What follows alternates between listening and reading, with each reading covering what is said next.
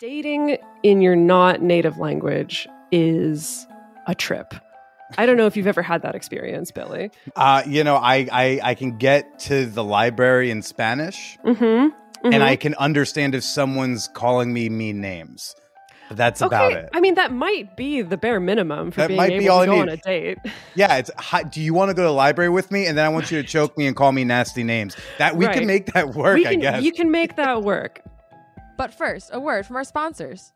You know you've made it in entertainment or are on your way out when you're helping dicks get and stay hard. Give your cock a natural performance boost with our sponsor, Joy Mode. No prescriptions, no drugs. It's just like a pre-workout, but for sex. Get 20% off your first order at usejoymode.com/manwhore. Again, that's usejoymode, USEJOYMODNE, and use promo code manwhore at checkout. The Man Whore podcast is sponsored by Audio Desires, an erotic audio platform dedicated to giving you the best oral sex you can have. With hundreds of sexy stories in 3 different languages and a sleek, user-friendly design, Audio Desires is the right fit to get you in the mood. Enjoy 50% off an annual membership or 20% off a monthly membership when you use promo code MANWHORE at audiodesires.com. Now let's get to the show. Welcome to the Man Whore Podcast.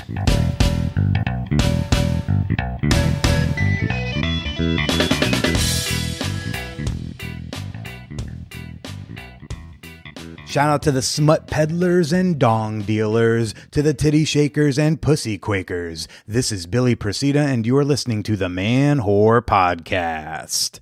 I'm happy you're here. I hope things are going well for you, considering, as I wave my hands around in the air, everything going on. This week on the pod, great guest. So excited about this guest. Been wanting her on for years. I've got one of the co-hosts of Multiamory, Dedeker Winston. But first, look, it's Tuesday morning as I'm recording this, so by now, I'm sure we all know that is very likely the Supreme Court is going to make abortion illegal in half the country, just immediately, because of trigger laws in, I think it's like 25, 26 states, something like that. I have not gotten to read the draft opinion yet that leaked, and there more information is going to be coming out. So I'll address that in the future. I didn't want y'all to think I'm just like glossing over it. I know some of you come to this show to like escape politics, and I know some of y'all want to know that we care. Pretty fucked up times, but we're going to have a show. We're going to have some fun. We're going to have a good time. Even though this intro has other sad shit in it. But how about something that's not sad, okay? Hey, hundreds of fan whores have joined the Champagne Room since the server launched about a year ago. And honestly, I can't believe it took me so long to get on the Discord bandwagon. The Champagne Room used to be a private Facebook group for Patreon members, but it works so much better now, and it is so much more popular than the Facebook group ever was, ever since I moved it to Discord. And I admit, took me a long time to get on board with Discord. I'm like you. I don't like trying new platforms either. I don't want another thing beeping on my phone, but I'm barely on Facebook anymore. Discord kind of took over for that. Discord is different. Discord is fun. Oh, it took me like 1 or 2 days to get the hang of it, but then I was all in with channels and threads and voice channels and emojis and GIFs. Nitro boosting. I want to give a shout out to our moderators, Dan and Julia, for helping keep the server fun, safe, and operational. Y'all are the best. And I hope you will join me and Fan Whore Nation in the Champagne Room with your thoughts about this week's episode, or really cute pictures of your pets, or that new toy you got for the kink thing. Yeah, we have a sex toy recommendations channel just for you.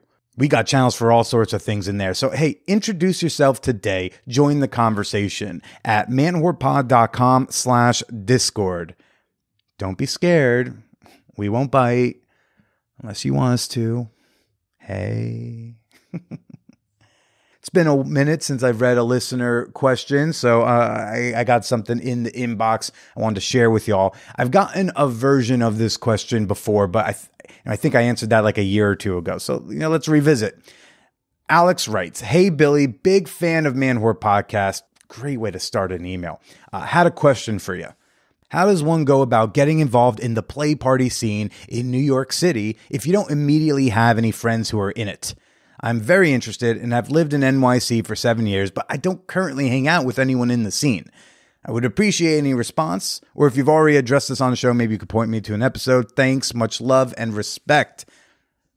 Alex, you might be in one of the best American cities for sex parties and group sex and all sorts of everything. There's someone close to me in my life who has also had this question. So let me share with you. Okay. Being a single male that you are, who I am statistically assuming only bangs ladies or mostly bangs ladies. I think the quick answer, by the way, for this is if you're a gay male individual, go to a gay bar and ask around. I am sure you will get some recommendations, but just assuming you want to go to a play party with women, you definitely will need an invite to proper play parties as a single male. Okay. Since you don't have any friends in the scene, you'll just have to make some. You got to make some friends. That's the first step. You start off by going to events that are tangential to play parties. BDSM munches, polyamory events, adult sex ed workshops. Those are like 3 great places that are kind of tangential to play parties, but aren't play parties. Go there, socialize, make friends. You can find so many of these in New York on Google, Facebook, meetup.com, Eventbrite, Reddit, FetLife. FetLife is big on some of this stuff. These aren't orgies, but many of the people who attend and run these things, they go to or know about orgies. Not all of them, but especially in New York City. Look, there was a Saturday where me, 2 different listeners, and then another friend of mine all went to 4 different sex parties on the same Saturday night. There are plenty of options. But go to those events, those non-sex events, make friends. Friends tend to invite their friends to play parties, or they might vouch for you when they've gotten to know you well enough when you want to apply to a certain community. One reason I like Hacienda is the quality control, that they care more about having the right people at the party than the maximum amount of people at the party. I highly recommend Hacienda and their mixers. They have a lot of non-sex mixers. During the winter months, they've been doing these like pool parties at like an indoor heated pool, for example. No sex allowed, but most of the people who attend that pool party also go to play parties, right? So I like Hacienda's mixers, their workshops, their public events. You can, of course, just go to any sex club that allows single men. There are sex clubs in New York City as well as around the country that allow single men. They'll typically charge you the most amount of money to enter. It won't be community driven, and your success is really going to vary. You can Google places like Bowery Bliss and Caligula if they're still running and whatever else is out there. I can't speak to them as I try to avoid parties that charge a ton for single guys, not because I don't want to pay more, but I think there's an entitlement attitude that comes with the surcharge, and I don't want to go with a date to a swinger club and be surrounded by men who feel entitled to get sex or get a handful of ass, and then I got to be more protective of my date than I normally would be. So I just prefer to go to safer places. But that is an option. My dark horse option, by the way, is keep your eyes open on Reddit for group sex events. They get posted. Namely ones that have one lucky lady looking for a bunch of dudes, or couples looking for a single male. They're out there. Try sex positive apps like Field. Again, not guaranteed, but if you have one positive group sex experience and you make friends and you express you want to try more group sex, it's a backdoor way to finding yourself with a sex party invite, maybe. If you have a date, it'll certainly be easier to find yourself in group sex situations.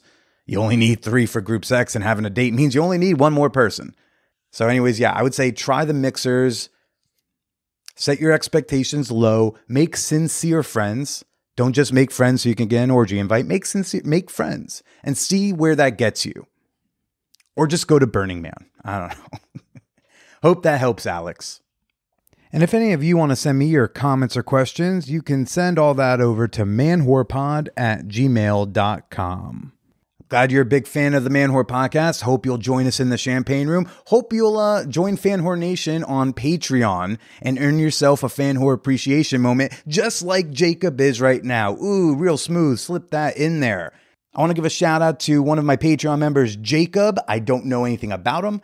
Can't find him and search him online. So I just have to tell you, here's who I hope Jacob is. I'm just going to describe what I hope Jacob is. I hope Jacob is a kind, empathetic, progressive guy who exercises and eats pussy or sucks a mean dick, whichever he does.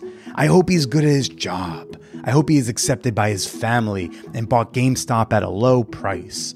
I hope he woke up today happy and that his team won the game. Which game? I don't know, but I'm sure there's a game on and I hope his team won it. And I hope he will be a Patreon supporter for a very long time. Thank you, Jacob, for supporting the Man Whore podcast on Patreon. Hope you're doing well.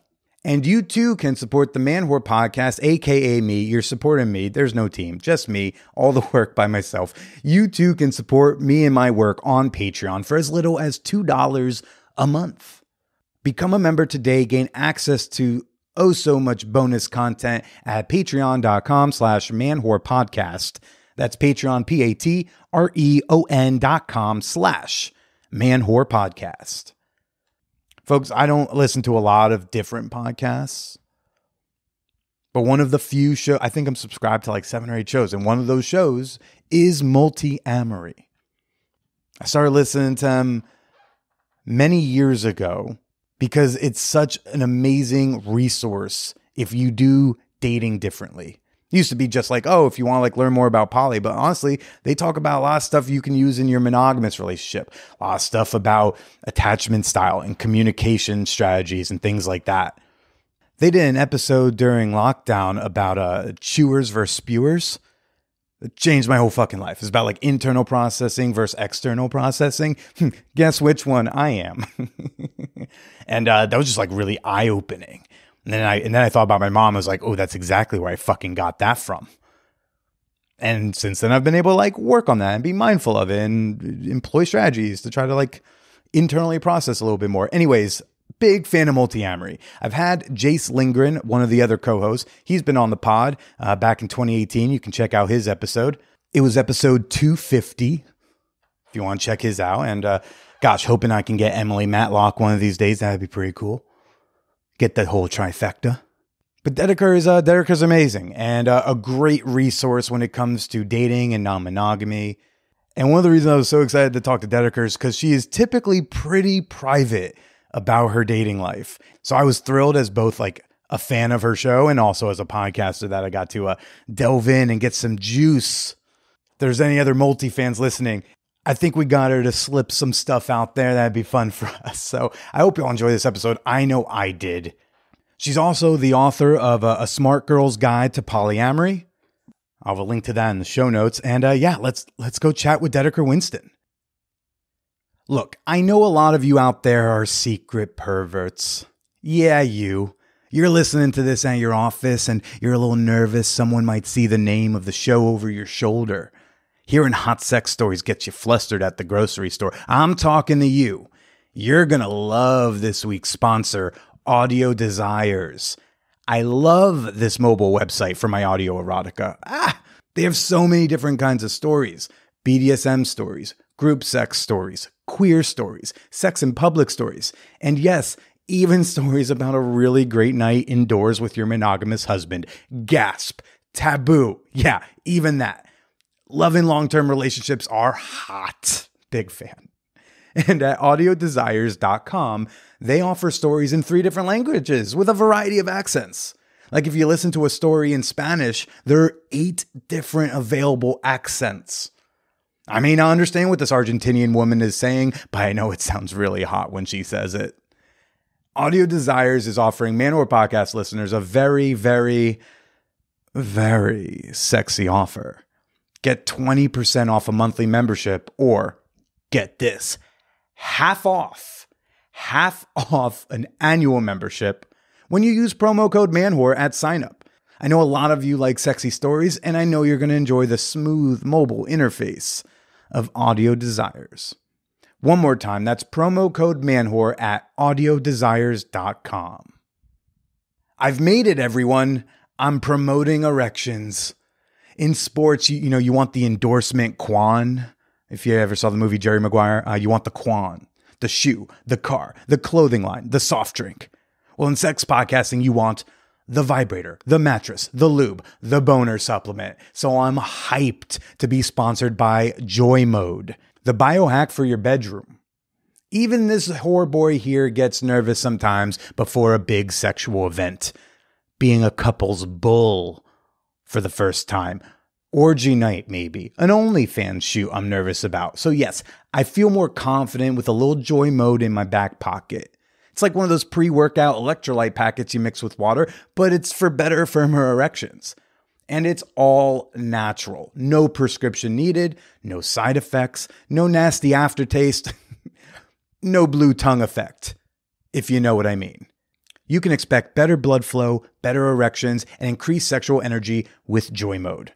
So you want to spice things up in the bedroom and boost your sexual performance? Of course you do. And you want to do it naturally, without nasty prescription drugs. Well, Joy Mode has a special offer for Fan Whore Nation. Go to usejoymode.com/manwhore or enter manwhore at checkout for 20% off your first offer. That's usejoymode, USEJOYMODE, not and E, like it's just, there's an and E. It's not DANDE, it's Joy Mode. I need an extra syllable for the Mickey Mouse theme. Use joymode.com/manwhore for 20% off your first offer. Thanks, Joy Mode. Now let's get to the show. All three Multiamory guests.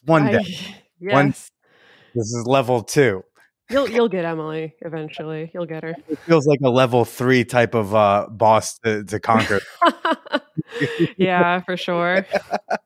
So she seems like the most close to the chest of I think, the three of y'all. there's definitely a domino effect, right? Since now you've gotten 2 of us, it makes it easier to get the third one.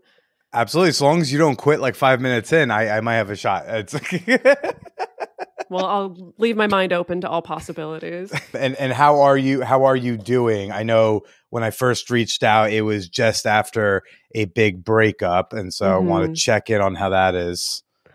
Honestly, I'm doing great. I think that, grief and recovering from a breakup is such a fascinating process and can take such a long time, and it's not linear, and we go back and forth and spiral and stuff like that. But to be quite honest, I think that I've hit a place where now I'm not so acutely aware of the loss, and I'm more acutely aware of the freed up energy and time and space, which who has that anymore? And so being able to lean into, oh, wow. It was really hard and really painful to lose this relationship and lose this person, but I'm also losing the relationship stress and how much of my mind it took up on a day-to-day basis. And now I do have this kind of extra energy and mental capacity to not only focus on my own healing, but on other things, other people, other projects. So that's actually a really exciting turn for me.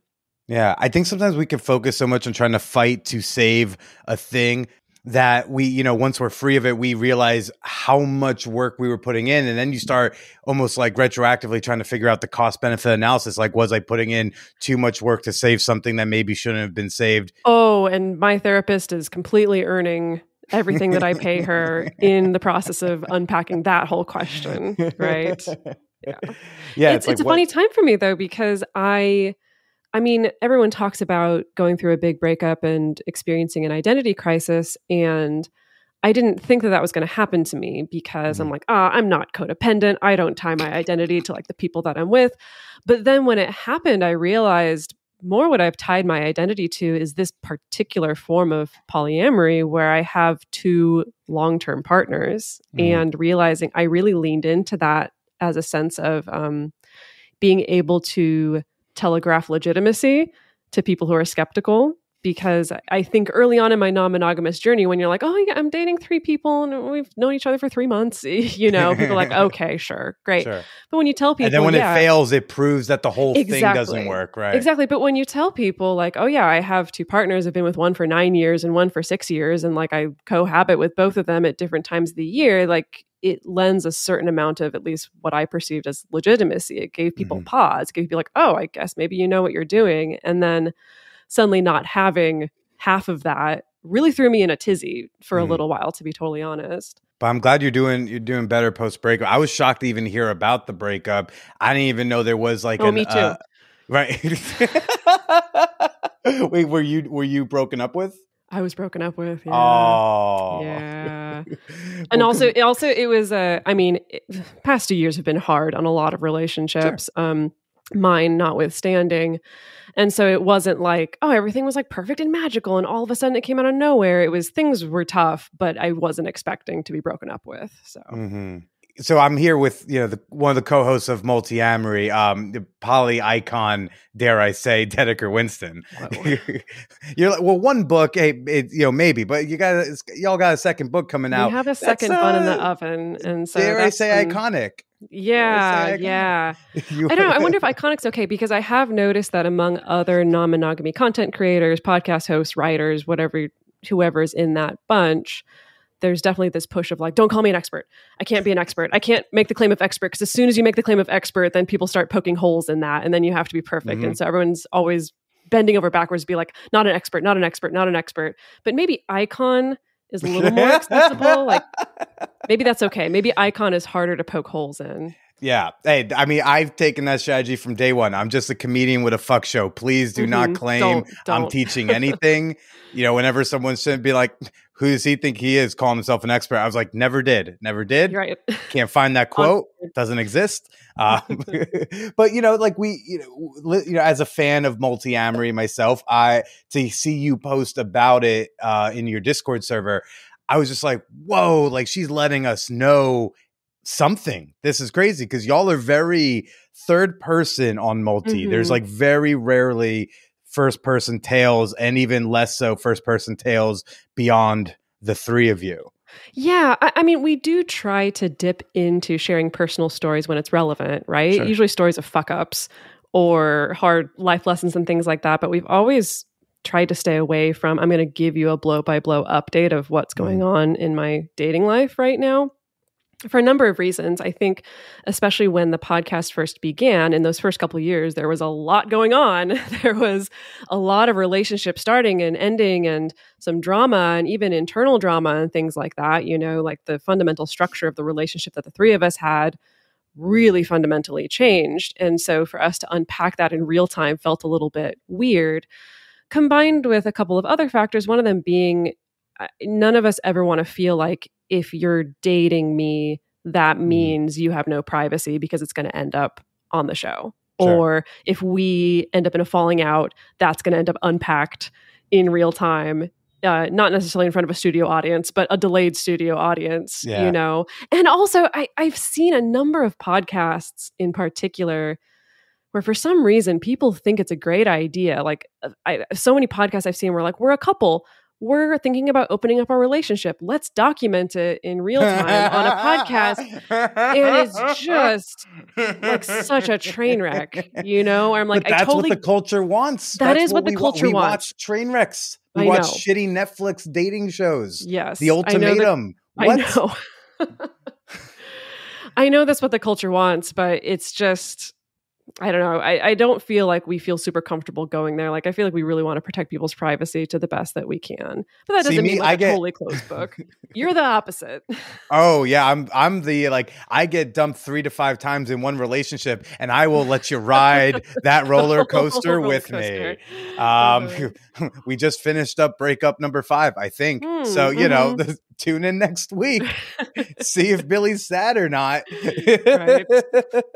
But it is interesting, trying to figure out where those privacy lines lie. Yes. And I do also don't want someone to date me and think your life's an open book too. It's just more like I try to find where in between nothing and full transparency is comfortable for them and realistic for me. Yes, I think also being non-monogamous gives like someone dating me a lot of cover, because let's say like my current person, she doesn't want me to say the explicit sexual details of things we do. So all I have to do is just ascribe it to like, I did this with someone, because Could be any one of my lovers. Let's pretend I have so many lovers or something like that. Yeah. And I mean, I have done a fair amount of that on Multiamory, sometimes about current partners, but where it's like, yeah, you're talking about maybe something a little bit sensitive or maybe something a little bit vulnerable. And so it's easy to just be like, oh yeah, I had a partner and this happened. Right. And you don't know if that's past, present, maybe the future. Who knows? Maybe I'm predicting things. They don't need to know if Wallet Note Lady ate my ass or for some other person, right? Exactly. It's like, it's unimportant. Or some other the good thing is Billy was taken care of that night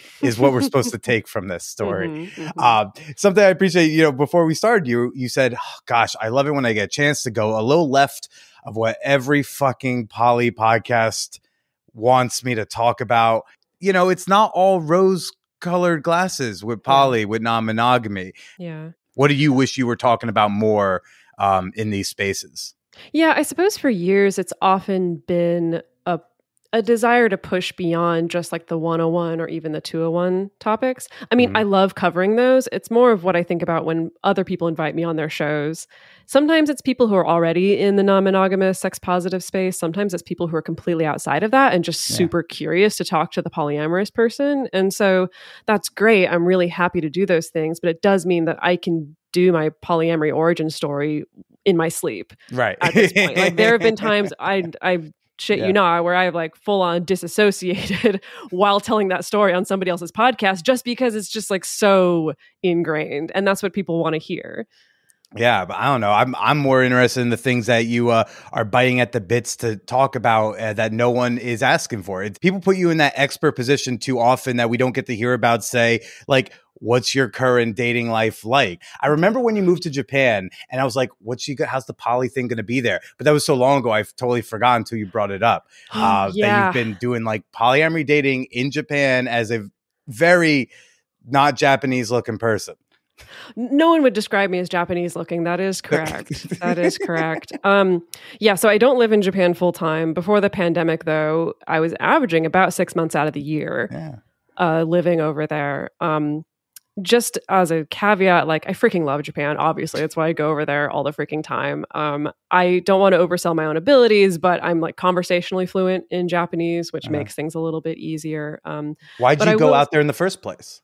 I studied Japanese in college completely on a whim, fell in love with the language. And then it was just like, oh, well, now I got to go. And so just started going and just staying for longer and longer and longer and like renting places to stay and just really enjoying my time there a lot.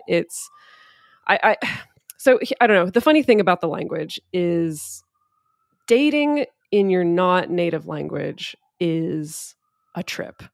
I don't know if you've ever had that experience, Billy. I can get to the library in Spanish and I can understand if someone's calling me mean names. But that's about it. I mean, that might be the bare minimum for being able to go on a date. It's do you want to go to the library with me? And then I want you to choke me and call me nasty names. That we can make that work, I guess. You can make that work. I've made it work with, well, I don't know if I want to say with less, but it is funny because I think back on when I first started doing long stays in Japan back in was probably 2015 or so, thinking about my language skills then and feeling confident back then to go on Tinder and start going on dates where English is not the language that we're speaking and you don't even speak English at all. And even looking back and be like, what the heck was I thinking? And it's such a fascinating thing. And this is like, I'm not even getting to the non-monogamy part yet, right? Like I'm just talking about dating in another place. In general, I found really quickly that when I'm dating and I'm using my native language, there's a particular persona that I'm used to putting on, especially for a first date when you want to make a good impression, a combination of a good impression, but also an accurate impression, right, of who you are and what makes you tick and what excites you. And so for me, it's often really leaning into my intelligence, right, and how cultured I am and well-read I am and talking about these philosophical topics and stuff like that. But then when you take me and put me in Japan and my language skills are that of like an 8th grader, like that's my vocabulary, I had to create an entirely different persona. Now, it makes it sound like I was putting on a character. That's not the case, but it was just like different parts of me had to have the volume turned up and different parts had to have the volume turned down. And so I went from like, I'm the erudite, intelligent author, Dedeker Winston, to like, I'm Dee Dee. I'm fun. I'm playful. The weather is nice. The weather is bad. Yeah. Let's go to the library. I make jokes at my own expense. I'm a lot more like flirty and like bubbly and silly. And that was actually a really, really fascinating experience to go through, and I've gone through many times now of just like, yeah, it's just this kind of this different side of me that has to come to the table, that has to, I don't know, that steps to the forefront to get me through a situation where I guess I need to be charismatic, but I don't have the language skills to like impress you with how freaking smart I am. Why doesn't that come through in your, I'll call it English speaking dating? Oh gosh, it does come through, but we need to be on date like 627. Wow. So you don't get flirty till a couple years in. That's it's just a different flavor of flirty. It's more the like silliness, the playfulness, the bubbliness doesn't come in until a lot later.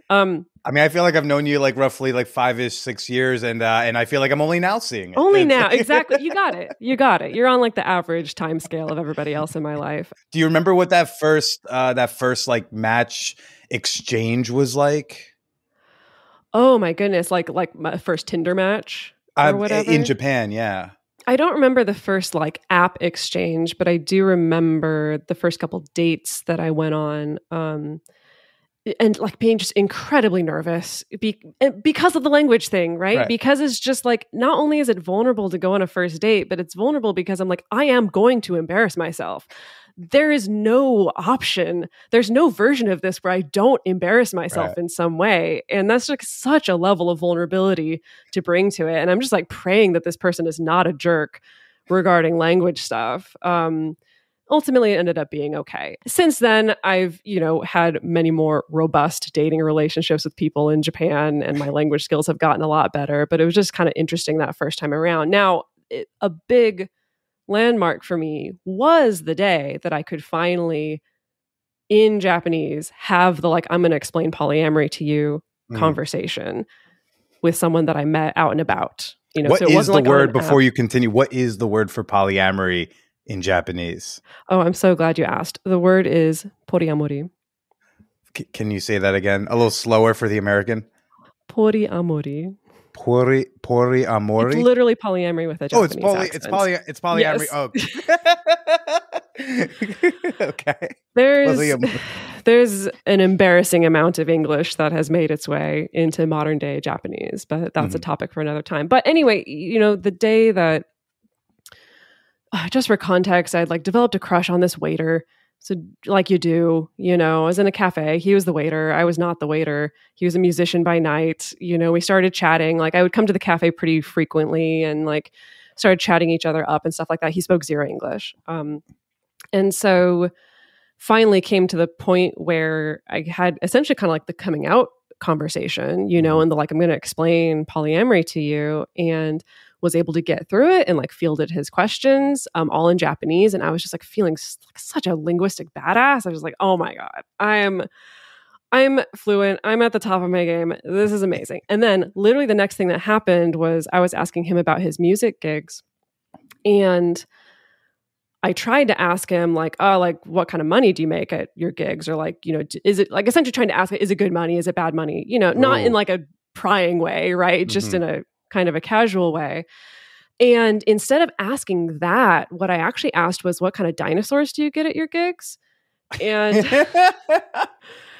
and so, it went from feeling like I'm a linguistic badass to I'm like total trash and just like bury me right now. And so that theme has stayed consistent with my adventures in polyamory in Japan. What are some key cultural differences in dating Japan versus the States? Oh my goodness. Yeah. I could that's a whole TED talk right there. Right.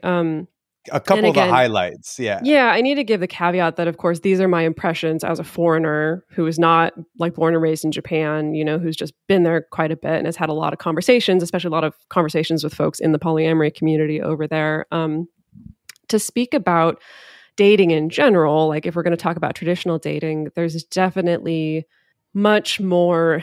I think the relationship escalator is a lot stronger still over there. Like a lot more expectation that if we reach a particular point of seriousness, we're going to start talking about marriage and kids. Like that's a given. Sorry, Billy, I just had like a weird hiccup. No, look, capturing any of a Dedeker Winston imperfection, it's just so rare. It's like a Mewtwo, you know it's real, but you see it once in a blue moon. I was hoping it'd be a Mew, so at least it's a little bit cuter. But Mew, that is true. The Mew is cuter. I don't know why that. Let me pick it back up. Where was I? Yeah, so the relationship escalator is just a lot stronger. There's much more of an expectation that when you start dating somebody, if it lasts for a particular period of time, you are definitely going to start talking about marriage and kids. There's still a lot of emphasis on the traditional family structure, especially that being essentially kind of a marker of entering adulthood when you get married and finally have kids, things like that. Now, what I notice that they don't have is, I think sexual repression works a little bit differently in Japan. Like what I notice in the States is, of course, we have these puritanical roots that were the starting points of a lot of our sex negativity and shame around sex and wanting sex to only be for procreation and things like that. And Japan, it's not like they definitely have their own flavor of sexual repression, but their roots don't come from that kind of puritanical base. Like their roots come from Shintoism and Buddhism, which, to speak and paint with a very, very broad brush, has been a little bit less sex shamey historically over the years. Like my impression often, and especially talking to a lot of my Japanese friends or Japanese partners, is there's almost a little bit more of this sense of like sexually, you do what you want, like sex with men, sex with women, like whatever kind of kinky sex you want to have, like go do that. Just please don't talk about it.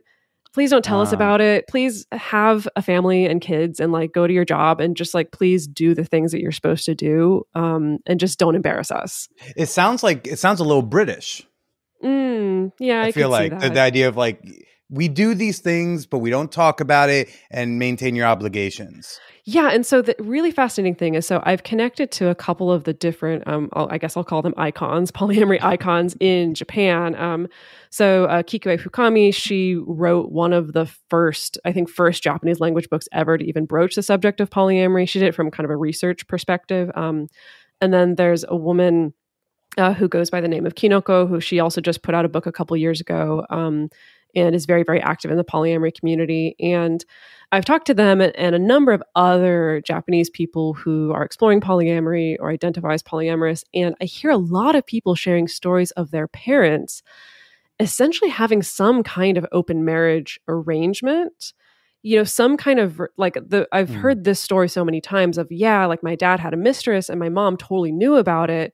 It was open knowledge, but like it was kind of this agreement of like, we're not going to talk about it. And as long as like you bring the paycheck home and you're like a stable provider, then it's okay. And we're just going to not really acknowledge it, but we're going to kind of agree that it's okay. And there's a lot more of that in Japanese culture historically than I think there has been here. Now, don't get me wrong. There's also a lot of people feeling very hurt by infidelity and wanting very traditional monogamy for sure. But I don't know. I've just noticed there's been more of that story, a little bit more of that baked into the culture, a little bit more of almost this sometimes this assumption of like, people can't necessarily be monogamous. And so we figure out what we got to do. We just don't talk about it and don't do anything publicly and don't be open about it. And this is a culture where, I don't know, like thinking about the way they think about sex, like there's love hotels everywhere. What's a love hotel? Oh, they're fantastic. I wish we had them here. So I think here we think about like the no-tell motel, like the seedy hourly motel. And it's like I think the image of the like motel here is like, it's very dingy, there's maybe some kind of not so ethical like sex work interaction going on perhaps, but like a minute hotel. Yes, exactly. I think of the hotel in the Missy Elliott video. That's what I think of. Yes. Over in Japan though, like love hotels sprung up out of a little bit more of a generalized need of like people need a place to have sex because it's a culture where a lot of young people are still living at home until they get married. It's a culture where a traditional Japanese house literally has paper for walls. Like there's not a ton of privacy. And so there was this need of like, people need a place to go and have sex. And it's not just about if you want to bring a sex worker home or if you want to cheat on somebody. It's like your boyfriend or girlfriend, whoever it is, because you just don't have privacy. And so that means they run the range from like kind of being a little bit small and cheap to like really grandiose and amazing. And it is kind of the whole hourly thing of like, you pay for a block of 2 hours, and privacy is often very highly prized. And so it's kind of like you're going to go into the lobby of a hotel. You're not going to interact with a single human being. All of the rooms that are available are up on a board. You're going to put your money in and like pick the room that you want. It's going to spit out a key. Little lights are going to light up to show you how to get to there aren't your room. even like workers that you have to interact with. No. Wow. No, not at all. Wow. There's even little booths of like, if you show up separately from the person you're meeting, if you want to wait for them, like you can go into this just little private booth, almost like a little telephone booth so that no one can see you. It's a little embarrassing if someone sees you, maybe, or like if you run into somebody, obviously that'd be really embarrassing, but it's not like really stigmatized. Mm-hmm. So it's not like they're teasing Mr. Choi after we're like, I saw you at the Love Hotel. It's probably not. No. Okay. Probably not. But I mean, of course, I can't speak for everybody, but a really interesting experience. Like, because now I've been to a handful of Love Hotels, and they all kinds of different themes that you could possibly want. You know, any favorite themes or terrible themes you've come across? Oh, okay. Yeah. Let me think. Okay, so I mean, one of the first ones that I ever went to was a BDSM themed Love Hotel, and it's called the Alpha Inn, and I believe it's one of the few BDS themed Love Hotels in Tokyo specifically. So if you're ever in Tokyo, highly recommend. Dedeker Winston, are you into BDSM? I don't know. You don't know? I don't know. I've dabbled across the board. Here's the thing. My sex life, I've talked about this with some partners before, trying to put my finger on it. My sex life, if we're talking about ice cream flavors, mostly it's like a really high quality, expensive tasting French vanilla.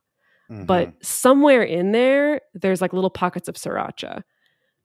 But I'm not going to advertise that on the outside of the ice cream container. You're just going to be surprised by this like really wonderful vanilla experience, and then suddenly sriracha in your mouth. Anyway, so the BDSM themed Love Hotel.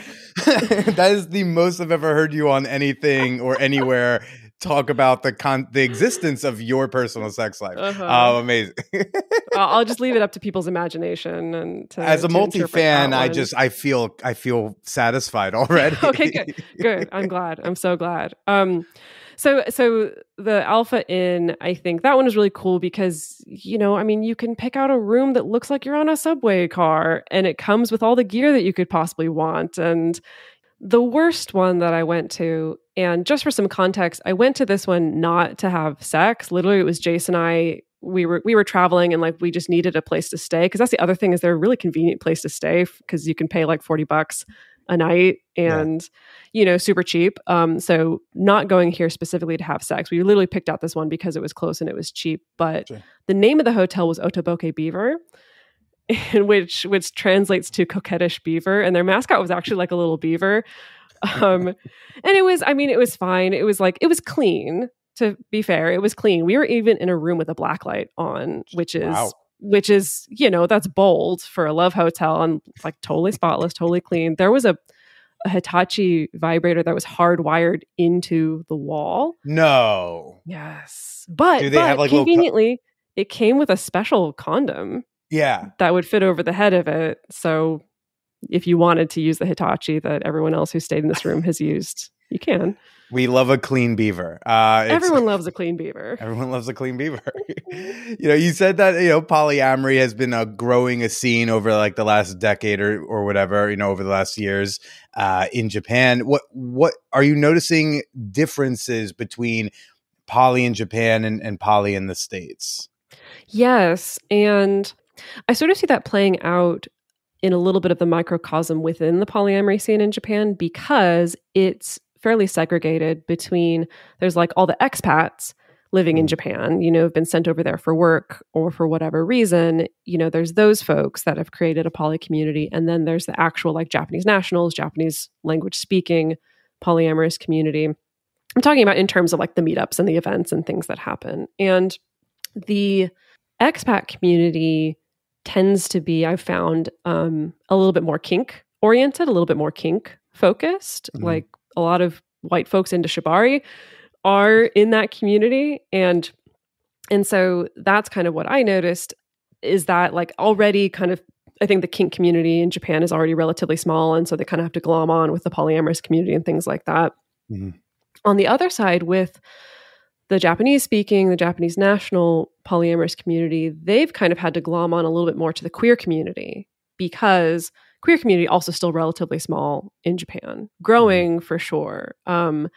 And so I think that's interesting, because as far as conversations around acceptance and things like that, like at least within Japan, it's like we're still working on queer rights. Uh-huh. To a certain extent, we're also still working on like, can we make it okay for women to not wear high heels at work, please? Sure. Like, there's still some fundamental things that are part of the conversation in Japan that's a little bit different from over here.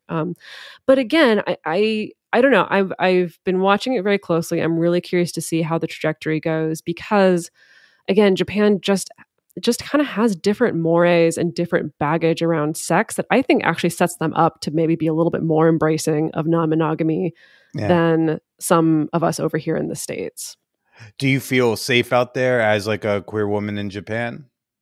Oh, yes. I mean, again, I can't say, oh, it's 100% safe, like nothing bad ever happens. That's definitely not the case. But I mean, compared to here, I mean, I will walk down an alley by myself at 3 a.m.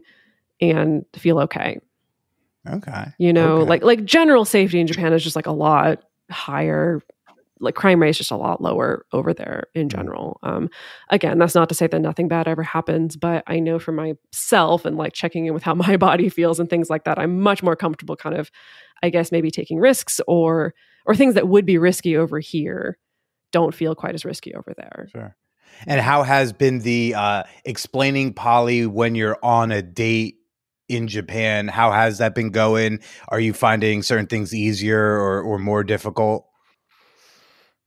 So there's also the element, by the way, of like the fact that you are only there, parts of the year. And like, does that play into things? Can people take you seriously on a date? Sure. Yeah, well, at least my experience in Japan, like when I'm talking to people, either people that I'm interested in dating or even just friends, like if I'm open about what I do and the subject that I cover and how I structure my relationships, I'm unlikely to get a reaction that I've sometimes gotten a lot here in the States, which is the reaction of like shock and horror and sometimes disgust, and people who are ready to just immediately throw all these very probing questions at you, or immediately be like, oh, but how does the sex work? Oh, but what about this? Oh, but what about this? People in general, at least in my experience, are much less confrontational. And so maybe my experience I've had with a lot of Japanese friends, a lot of people being like, oh, wow, that's so interesting. That's so fascinating. I want to ask these questions. Wow, that's so cool. Oh, we just don't do that here, though. Sure. We like it's less of you're bad and you're sinful and you're wrong and you're disgusting, and it's a little bit more of like, oh, okay, you're a foreigner. We just don't do that. Which of course is not everybody, but that's what I notice in my personal experience. They look at you like, when you're in another country with great food and you still go to McDonald's, they'd be like, I mean, you're allowed to do that, I guess. Yes. Yeah. But, we don't do that. Yeah. Oh, that's fair. That's fair. But the thing is, like, if somebody is going to have a disgust response, a shame response, a horrified response, they're much more likely to have that behind closed doors.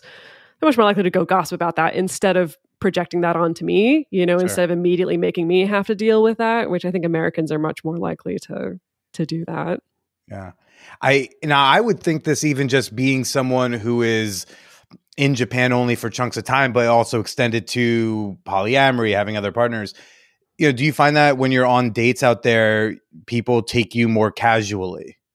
Yeah, I suppose it depends. I mean, honestly, I think the most successful and like long-term, like ongoing relationships that I've had have been with other folks who, I mean, are already weirdos as well. Like either they travel all the time, or if they spent a long time living outside of Japan, or they, already feel like they're at odds with a lot of traditional values, things like that. So it's clearly the open-minded folks, or the folks who are a little left of center, as it were. There tends to be a better rapport than people who are not.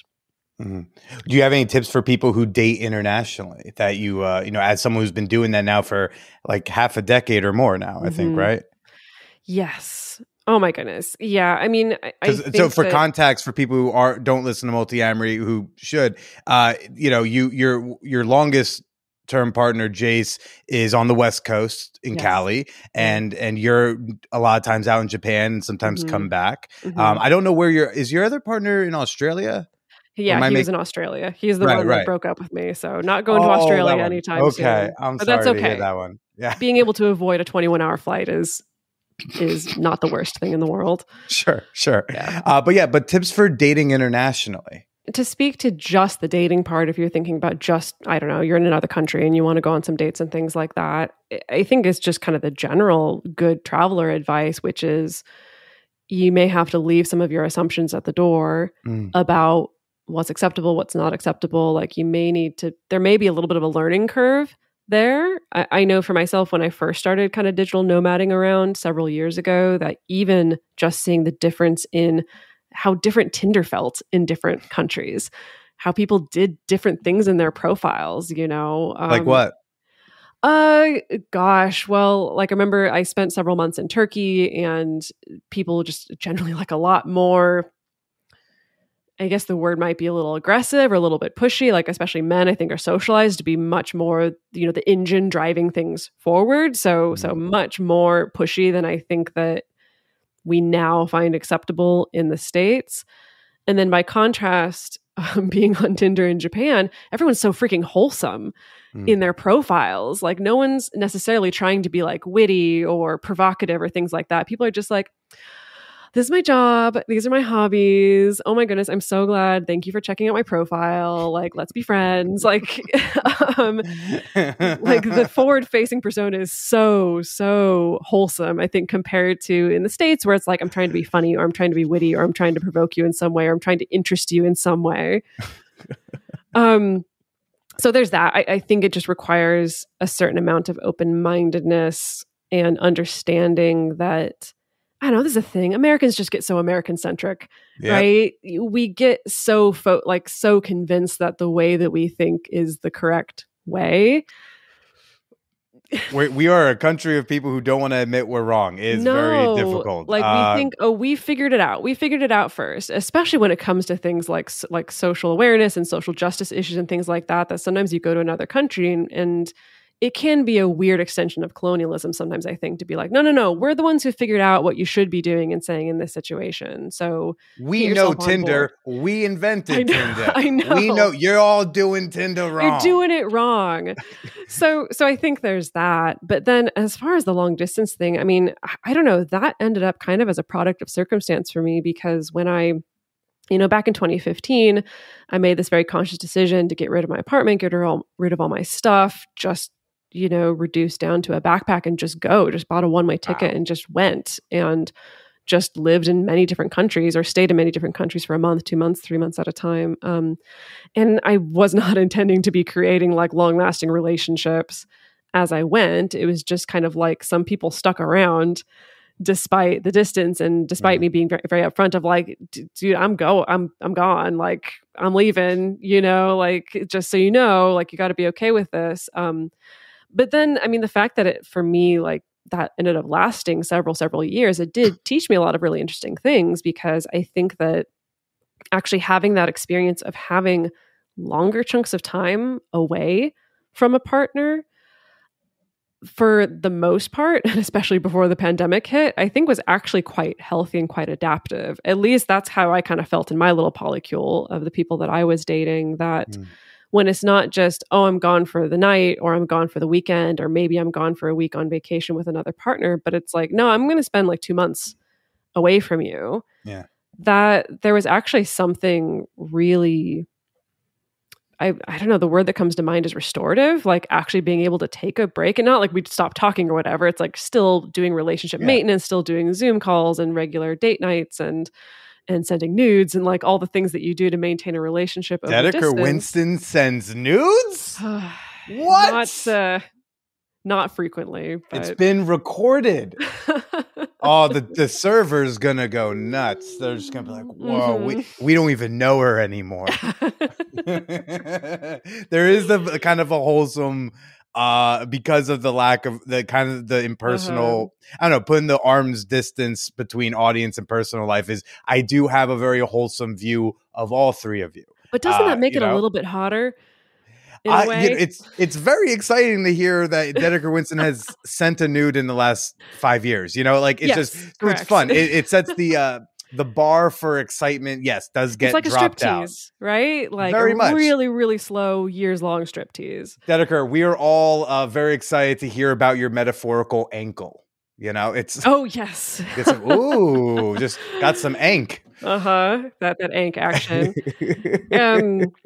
But I think that was my biggest takeaway. Of course, like long distance relationships, and of course, a long distance relationship with a huge time zone gap is a freaking pain in the ass. Yeah. Like it's a lot of work. It's definitely not a walk in the park.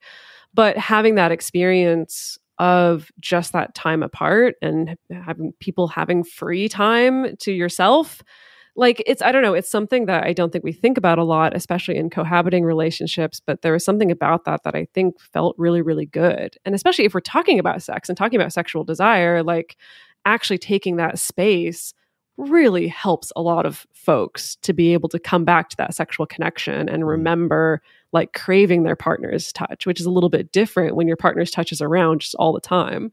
Yeah. What was the conversation like between you and Jace when you decided you were good? And again, it sounds like a very independent, like I decided, not I asked for permission, but like, I'm going to do this. Would you like to be with me on it? What was that conversation like with Jace? Oh, I'm not proud of that one, I have to say. I don't think I handled it super great because for context, like it was on the heels of like a really, really, really devastating breakup. Like both, it was a very formative relationship and the breakup itself was just real messy. And leading up to it had been really messy. This person, I don't want to go into that drama, but that was the backdrop. And I had already been thinking about doing the digital nomad thing for a few years, had already been researching it a lot, really percolating on it, meditating on it. And then the breakup happened and I gave myself like a month or so, maybe a couple months. And then a yoga teacher of mine invited me onto essentially a yoga modeling gig in Sofia in Bulgaria. And I was kind of like, oh, wow, that sounds great. And it was kind of like, I'm buying a one-way ticket. Bye. That was kind of the conversation. It and was you'd not been together how long at that point? At that point, we had been together 2 years. And like you had or so. Had a podcast for about a year, I think, probably at Yes. that point. Yeah. Yeah, probably a little less than a year. Yeah, I don't know. I was like in so much pain at that time and just so self-focused on what I needed. And it had also been, that particular relationship had been like a very controlling relationship. And so I think I really was like, I need to do hard pendulum swing the other way. I need to get the fuck out of here and do my own thing and not have anyone expect anything of me. Like I just need to go. I really, really needed that. Like, especially the first couple months of being on my own and mostly having my time to myself and traveling on my own was incredibly important for me. But I think ultimately the point of this story is it's more of kudos to Jace for being able to weather that from me, for me to just be like, I'm buying a one-way ticket. I don't know when I'm going to come back and I'm not necessarily inviting you along. Maybe we'll see each other. I don't know, but bye. And the fact that, I don't know, he stuck around with that. And we did end up, on my first long stay in Japan, which happened kind of at the end of 2015 when I was in Osaka for a couple months, Jace did come over and join me for that. And that was like, we refer to that trip as Osaka 1.0, where that was probably like a low point of our relationship where, we were in a really tiny little Japanese apartment and having to like work through a lot of pain that had happened up to that point. But then after that, like, then it was kind of smooth sailing, to be totally honest. Like after we kind of sat through that and worked through that, then things got a lot better and a lot easier. How would you have done the conversation differently? Oh my goodness. Yeah. How would I have done it differently? probably just a much longer lead up to that decision making, right? Probably bringing in, Jason wasn't my only other partner at the time. I had other partners as well, but like maybe more bringing people into, again, not necessarily the like, I need to ask for your permission, but more of a like, I need to prime the pump by talking about, I'm thinking about doing this. I want to share my thoughts and feelings about this. I want to hear your thoughts and feelings about this first before we start talking about logistics. How would that work? Like maybe doing some more work of bringing in my partners and maybe being more vulnerable about like, this is why I'm thinking about doing this. This is what I'm craving. This is what I'm longing for. Like, this is what I'm hoping to achieve. Like, this is what I'm dreaming for in doing this. And would their thoughts of feelings potentially change your decision, or is that more of like a validation thing? That's a good question. I don't know. I mean, because as soon as you know if they're going to be devastated, like that's a new pressure. That's a new like variable to like, do I buy this ticket? To be fair though, one of my other partners at that time, he was very supportive. When I talked about it, he's like, that sounds great. Like, I absolutely love that for you. I think you really need that. And he was also upfront about like, I don't really want to be doing the long distance relationship thing. Sure. And so I think that when you go, like, that's probably going to be it as far as like this form of our relationship.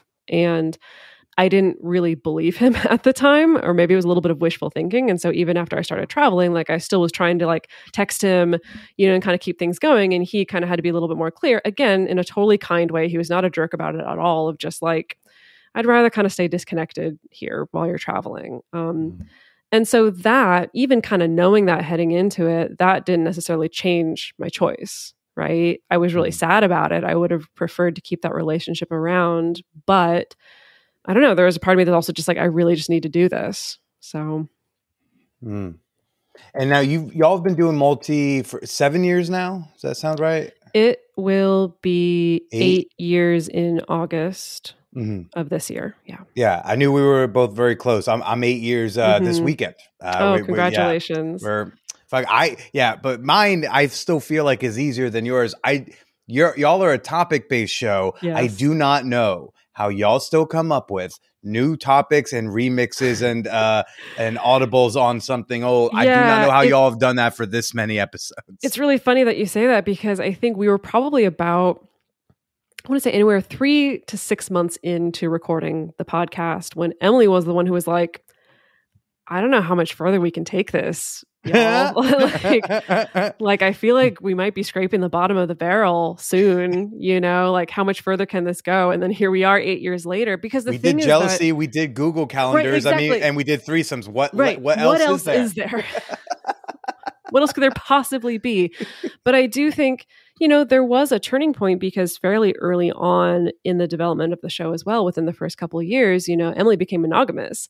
Emily decided to be monogamous with her partner. And so we did have a lot of conversations about that, about like, do we talk about on the show? How open are we about that? And we ultimately decided like, it's still valuable to have multiple perspectives, sure, right? Even if we're talking about mostly polyamory related things.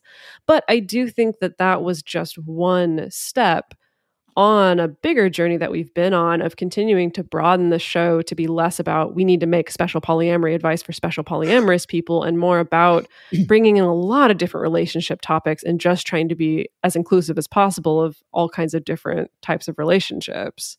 Just if you do relationships differently. Yeah, exactly.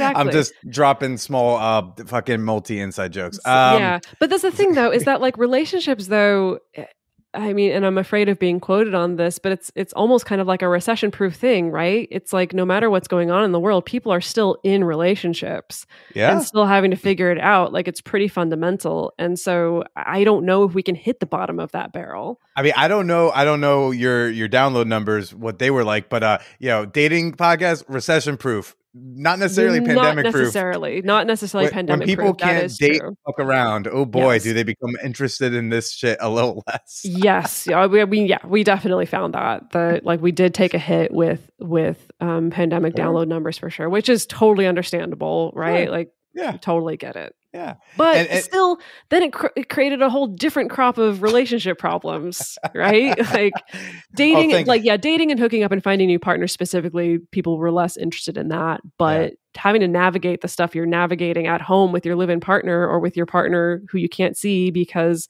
we're on lockdown, like that's all new territory to have to navigate as well. Yeah. And now that, you've got your book, The Smart Girl's Guide to Polyamory, and then y'all have another book that's going to, y'all just have like, in the works, we'll say. Mm-hmm. How does that affect your like identity when you are out dating new people? Like, it's one thing when someone like looks you up, it's like, oh, they have a podcast about it. I mean, you wrote a book. Uh-huh. You wrote what I've heard some people say is the book. Whoa. Right. So then it's like, is it intimidating to date you?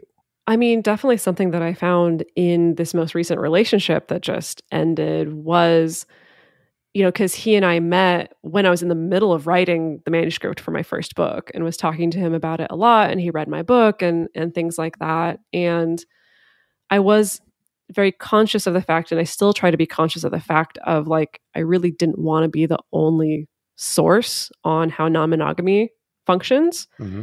Like, I don't want to be the expert, right? It's like, even in the microculture of a relationship, I don't want to be a coach and a partner. Yeah, I mean, I'm happy to answer questions and I'm happy to talk about what this means to me and what I try to practice, but I don't want to be the authority. Like, I really want people to seek out other opinions, other voices that are not mine. And yeah, because I mean, that can just rope in so many things. Like that can rope in a power dynamic, right? Mm-hmm. Like I could really lean into, I'm the expert, I've figured this out. And so that means like, you can't question me, or I can just tell you, this is how this is supposed to go and you have to do it. And so trying to be very, very conscious of that. So I think it's just added another thing to be conscious of for me in dating people. My favorite moment though, and this moment is a little bit selfish, but there was someone that I was dating a couple of years ago where we'd probably been dating for about a year. And then suddenly, like the situation was like his ex kind of came out of the woodworks and wanted to rekindle things, but she really was not into non-monogamy, really didn't like me, so he suddenly kind of had a little bit of a choice, right? Mm-hmm. Of, do I rekindle with the monogamous ex or do I stay with the polyamorous person? And he told me that he kind of joined some polyamory groups online and was like asking for some like explain the situation, did not include my name, like kept everything anonymous, explain the situation. And people were like, you should check out this book by Dedeker Winston. This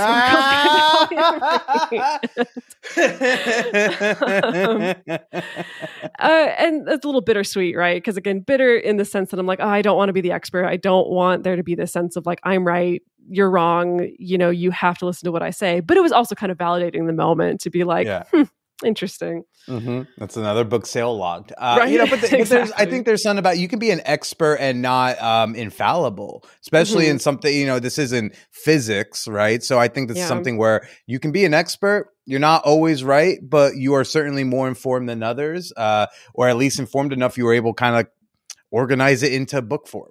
Yes, yeah. Without being a bunch of, is it a bunch of first person essays, or is it like a guide kind of book? It kind of a combination of both. Okay, right? Cool. I don't know. And to be totally honest, I have not really been actively dating or seeking partners probably in like 3-ish years now, maybe 4 years or so. Mm-hmm. So I don't know, because obviously the podcast has grown since then. Like book sales have continued. We're about to have another book come out. And I've just been really reticent about potentially dating someone who already has a parasocial relationship with me, because I think that it makes things complicated. Sure. Absolutely. I know for me, I find that if I sleep with someone who listens to the show and we stop sleeping together, they also tend to stop listening to the show. Well, then there's that. You don't want to sleep your way out of downloads. Exactly. That can be an issue at some point. But you don't just have Multiamory. You also have a show, Drunk Bible Study. Oh my goodness. That I know you're very passionate about. Do you want to tell us a little bit about that? Yes. So Drunk Bible Study, an offshoot. I can't say that it's an offshoot of Multiamory. It's not even really a spinoff. The only thing in common is the fact that the hosts are the same. That all started because I was raised as a conservative evangelical Christian. Mm-hmm. And here I am today. That's a whole story, getting from point A to point B. Big bowl of French vanilla with a hint of sriracha. Yes. Jace almost went to seminary back in the day, also had a Christian upbringing. Emily was raised staunchly atheist by a staunchly atheist mom, like very specifically wanted her daughter to be raised atheist. And so we just noticed there was a lot of cultural things because of like the Bible and Christianity is so baked into American culture. And there were so many things that Emily was just like completely baffled by, right? And so, I don't know, we just thought like, what an interesting experiment to just read the Bible together, but read it not like we're trying to understand it, not like we're trying to understand religion, not like we're necessarily trying to get something out of it, but literally the same way that you would if like, we're going to have a book club where we read Game of Thrones. And when we're reading Game of Thrones, we're not going to stop and debate, do dragons really exist? We're going to be like, oh, interesting, the author chose that. Or I didn't really like that piece of writing. Oh, that was a wild scene. Like, oh my goodness, what do you think is going on here? Almost more like in this gossipy kind of way, and then have beers at the same time, because that's how we deal with the religious PTSD at the end of the day.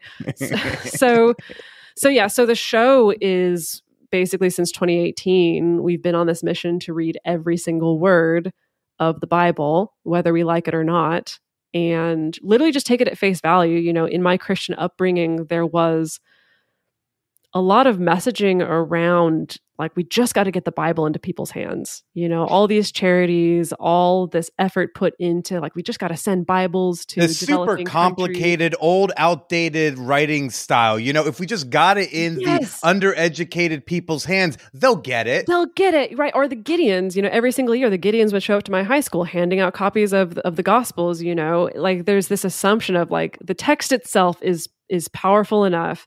That's, you know, that might be all that people need to at least get them in the door. And so for me, it is this interesting experience of like, so if we don't have this text being interpreted by a pastor or by a priest, what do we get out of it? And what we get out of it is some freaking hilarious shit.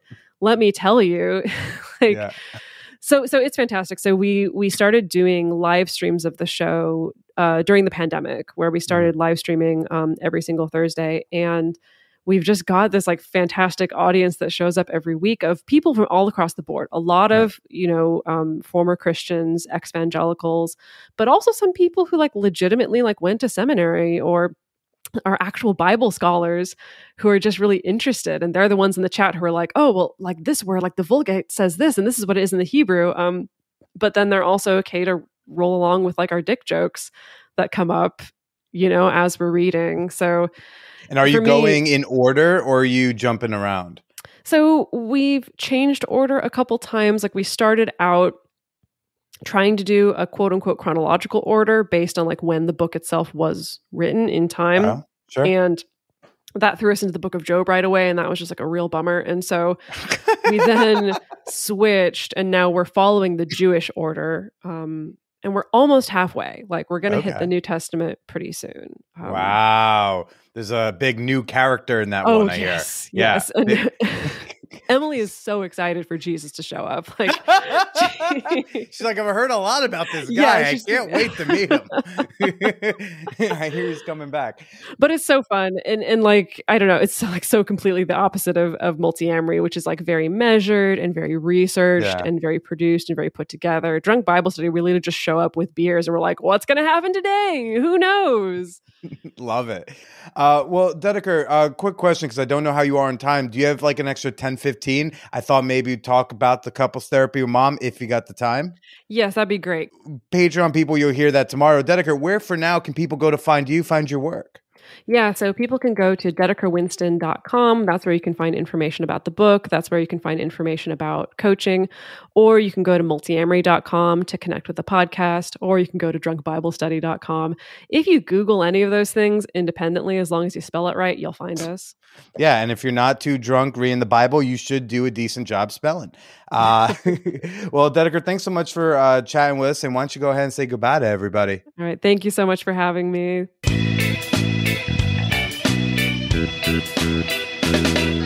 If there are any multi-fan whores listening, hey, we've got a great fun Discord server too.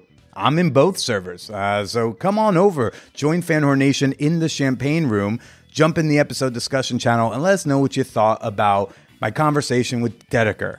Learn something new about her you didn't know? Hey, come on in. Let's talk about it. Hey, we also got channels about, your pets, sex toy recommendations, kink, wellness, politics, and more. Introduce yourself today at manwhorepod.com/Discord. Of course, I'd love to hear what you thought about this week's episode on social media. If you're brave enough to claim the Man Whore Podcast to your friends and family. You don't forget to tag me. I'm on Twitter at @TheBillyPresida. I'm on Instagram at BillyIsPresida. And if anyone knows the address of whoever is squatting on @BillyPresida on Instagram, I will pay money for that address so I can have Uncle Jovito go have a conversation with this person, if you know what I mean. Folks, if you're also freaking out about abortion rights in this country, I've got some links in the show notes to hold you over for now, and we may be talking about it on a future episode. Did you love my conversation with Dedeker so much you want to learn more about her? Yeah, she's in couples therapy with her mom, and we talked all about it exclusively on Patreon. You can gain access to that bonus episode as well as over 200 other bonus episodes at patreon.com/manwhorepodcast. That's Patreon, patreon.com/manwhorepodcast. Gosh, I hope you all get off this weekend and have a grand old time. I hope someone jerks the thing. I hope someone sucks that spot right. I hope someone tickles that armpit place that you dig. I hope you discover a sexy story at audiodesires.com that really makes your bum wiggle. Whatever is going to get it going for you this weekend, I hope it does. I hope you have a happy one. Especially Jacob, whoever the fuck you are. Stay slutty.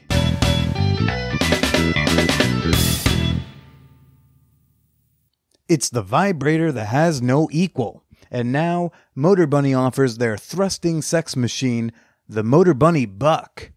Enjoy a fan whore discount at manwhorepod.com/motorbunny or use promo code manwhore at checkout.